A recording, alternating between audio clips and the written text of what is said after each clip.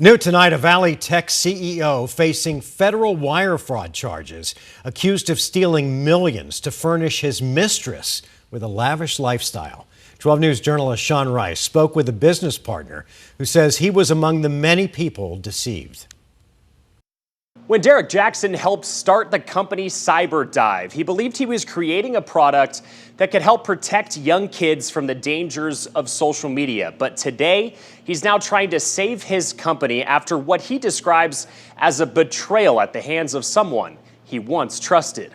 The mission for Derek Jackson's very own tech startup here in Arizona was simple. We're a child safety tech company. His company CyberDive created a phone designed to give parents more visibility into their children's online activity. Jackson handled the technology, and his business partner, Jeff Gottfurch, handled the money. And he said, Derek, don't worry about it. I have a background on Wall Street. I know how to raise money. I will handle all of the finances. For years, Jackson says there were occasional warning signs, paychecks arriving late, the company accounts sometimes running short. But he says Jeff always had an explanation and eventually made things right. But back in February, he disappeared out of thin air for a week and nobody could get a hold of Jeff. Investors started calling me all night that night saying, where's Jeff, where's Jeff? They were texting me, emailing me. During his disappearance, Jackson started digging through financial records himself. What he found shocked him so much that one of his very first calls was to the FBI. He wired himself over $1 million.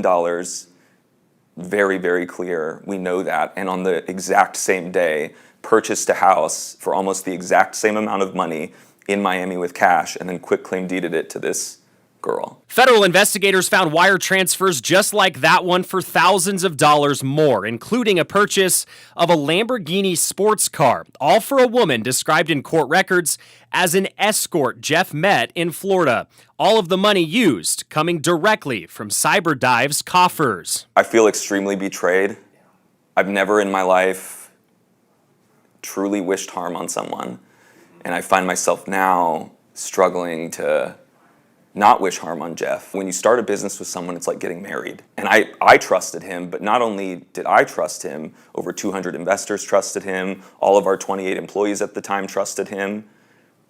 And this doesn't just impact us, and it doesn't just impact the investors or the employees, it impacts his family. Jeff is now facing multiple federal wire fraud charges and state charges connected to a kidnapping and assault of his wife at their Paradise Valley home last month. He's pleaded guilty here in state court and awaits trial in federal court.